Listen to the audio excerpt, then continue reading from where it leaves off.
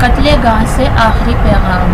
ہم فلسطین کے یتیم اور بے سہارا بچے ہیں، نہیں معلوم ہم مزید کتنے دن زندہ رہیں گے۔ ہمارے گھر اسرائیلی بمباری میں تباہ ہو گئے ہیں، ہمارے والدین بمباری میں شہید ہو گئے۔ ہم وہ بچے ہیں جو اس بمباری میں زخمی ہو کر غزہ کے ہاسپٹلز میں پہنچے ہیں، اور پھر ہم ان ہاسپٹلز میں بھی بمباری کا نشانہ بنے۔ کچھ اسپتالوں میں مارے گئے، کچھ اسپتالوں کے ملیے سے زندہ نکال لیے گئے۔ ہو سکتا ہے کہ اگلی بمباری میں ہم بھی مارے جائیں اور ہمیں بھی ہزاروں فلسطینیوں کی طرح اجتماعی قبروں میں دفن کر دیا جائے۔ اجتماعی قبروں میں دفن ہونے سے قبل ہم دنیا بھر کے بچوں تک اپنا ایک اہم پیغام پہنچانا چاہتے ہیں۔ ہم یہ پیغام بچوں تک اس لیے پہنچانا چاہتے ہیں کہ ہم دنیا بھر کے بچوں کو اپنی طرح بے گناہ سمجھتے ہیں۔ ہمارا قصور صرف یہ تھا کہ ہم سمندر کے کنارے پر غزہ کی پٹی میں فلسطینی والدین کے گھر میں پیدا ہوئے۔ اسکول میں ہم نے سنا تھا کہ غزہ دنیا کی سب سے بڑی جیل ہے، لیکن 17 اکتوبر 2023 کے بعد غزہ دنیا کی سب سے بڑی قتل گاہ بن چکی ہے۔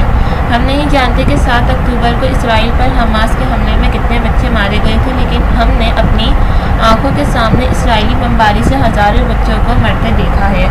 مرنے والے فلسطینی بچوں میں سے اکثر ایسے تھے جنہوں نے ابھی بولنا بھی نہیں سیکھا تھا۔ ہم نے اپنی ٹی وی اسکرینوں پر ہمارا قتل عام تو دیکھا ہوگا، لیکن پتہ ہے کہ ہماری خون لاشیں اور چیخ و پکار دیکھ کر آپ کو بہت تکلیف ہوئی ہوگی، لیکن آپ کو بتانا چاہتے ہیں کہ آپ کا تعلق کسی بھی ملک، قوم یا نسل سے ہو، آپ اپنے آپ کو محفوظ نہ سمجھیں۔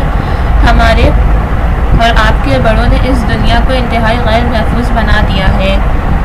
آج ہم مارے جا رہے ہیں، کل آپ کے ساتھ بھی وہی ہوگا جو ہمارے ساتھ ہوا ہے۔ پیارے بچوں، 28 اکتوبر کو اقوام متحدہ کی جنرل اسمبلی نے غزہ میں سیز فائر کے لیے اکثریت رائے سے ایک قرارداد منظور کی۔ یہ قرارداد غزہ پر اسرائیلی بمباری شروع ہونے کے 3 ہفتے کے بعد پیش کی گئی۔ امریکہ اور اسرائیل نے اردن کی طرف سے پیش کی اور جانوالی کی قرارداد کی مخالفت کی، لیکن اس کے باوجود قرارداد منظور ہو گئی۔ یہ قرارداد منظور ہونے کے بعد اسرائیل نے فائر نہیں کیا اور ہمارا قتل عام جاری رہا۔ 17 اکتوبر سے 28 اکتوبر کے درمیان 3 ہفتوں میں ہم نے جو کچھ سیکھ لیا ہے، وہ جو آپ اگلے 30 سال تک کسی درسگاہ میں نہ سیکھ سکیں گے۔ ان 3 ہفتوں میں بہت سی مذہبی رہنماؤں، یونیورسٹیوں کے پروفیسر، ڈاکٹروں اور نرسوں کے ساتھ ہم نے کھلے آسمان تلے گزاری۔ ان تاریک راتوں میں اسرائیلی بمباری کی گھن گرج نے ہمیں یہ سکھایا ہے کہ تشدد سے مزید تشدد جنم لیتا ہے۔ عرب اسپتال کا وہ مسیحا آج بھی یاد ہے جو اپنے چرچ سے ہمارے لیے پانی کی بوتلیں لایا۔ اس نے ہمیں فلسطین کی تاریخ بتائی۔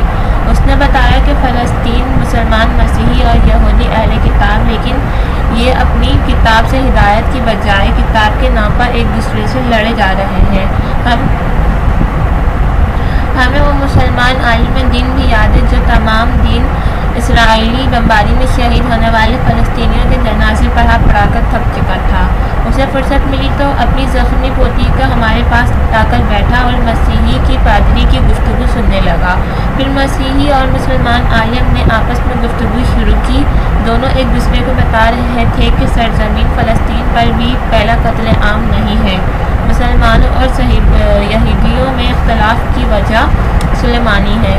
یہودیوں اپنے مقدس مقام سمجھتے ہیں اور مسلمان اسے اپنا مقدس مقام سمجھتے ہیں۔ یہودیوں کا خیال ہے کہ مسلمانوں نے ان کے مقدس مقام مسجد تعمیر کی، لیکن مسلمانوں کا دعویٰ ہے کہ یہاں مسجد پہلے سے موجود تھی، جیسے کہ خانہ کعبہ بھی ظہور اسلام سے پہلے موجود تھا۔ مسجد اقصی کی معروف نسبت حضرت سلیمان علیہ السلام کے ساتھ تھے۔ ان کا محل یہاں موجود تھا جو ہیکل کہلاتا ہے۔ بعض روایات کے مطابق اس محل کے اندر عبادت گاہ بھی موجود تھی۔ نبی کریم حضرت محمد صلی اللہ علیہ وسلم اپنے سفر معراج کے دوران مسجد حرام سے اسی مسجد الاقصی پہنچے اور تمام انبیاء کی نماز کی امامت کرنے کے بعد 7 آسمانوں کے سفر پر روانہ ہوئے۔ قرآن مجید کی سورہ اسرائیل گواہی دیتا ہے کہ یروشلم پر مسلمانوں کے قبضے سے پہلے یہ مسجد وہاں موجود تھی۔ ایک حدیث کے مطابق نبی کریم صلی اللہ علیہ وسلم نے فرمایا کہ زمین پر سب سے پہلی مسجد الحرام بیت اللہ ہے اور دوسری مسجد الاقصی جو پہلی مسجد بننے کے 40 سال بعد وجود میں آئی۔ مسجد الاقصی مسلمانوں کا قبلہ اول ہے۔ پہلے مسلمان مسجد الاقصی کی طرف رخ کر کے نماز پڑھتے تھے، پھر خانہ کعبہ کی طرف رخ کر کے نماز پڑھنے کا حکم آیا۔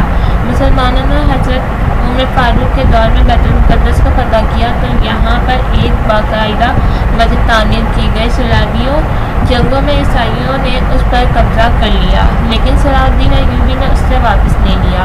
1914 میں پہلی جنگ عظیم شروع ہوئی تو ترکی نے برطانیہ کے خلاف جرمنی کا ساتھ دیا۔ برطانیہ نے کچھ عرب حکمرانوں سے وعدہ کیا کہ اگر وہ ترکی کے خلاف ان کی مدد کریں گے تو وہ مشرقی وسطی خلافت عثمانیہ ختم کر کے عربوں کے حوالے کر دیا جائے گا۔ دوسری طرف برطانیہ نے یہودیوں سے کہا کہ اگر وہ جنگ میں برطانیہ کی مالی امداد کریں گے تو انہیں فلسطینی کی جگہ اسرائیل بنا کر دیا جائے گا۔ 1917 میں برطانوی وزیر خارجہ نے یہ اعلان کیا کہ یہودیوں کو فلسطین میں وطن دیا جائے گا، لیکن عرب شیعوں کو سمجھ نہ آئی۔ دوسری جنگ عظیم کے بعد برطانیہ نے فلسطینیوں میں یہودیوں کی عبادت شروع کی۔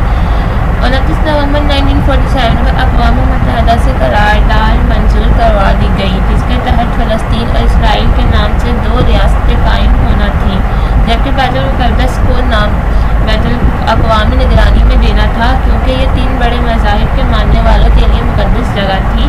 اسرائیل نے بیت المقدس پر قبضہ کر کے اقوام متحدہ کی قرارداد کی خلاف ورزی کی۔ اسرائیل کی طرف سے فلسطینیوں کو پہلی دفعہ نیست و نابود کرنے کی کوشش نہیں ہو رہی، اور یہ کوشش پہلے بھی کی گئی ہے لیکن کامیاب نہ ہوئی۔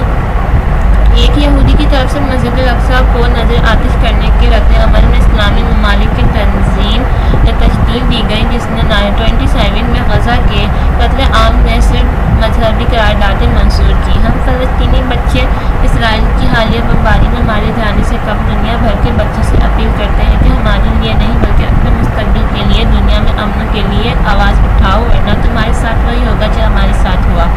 آخر میں ہم کہنا چاہتے ہیں کہ ہم تو مر کر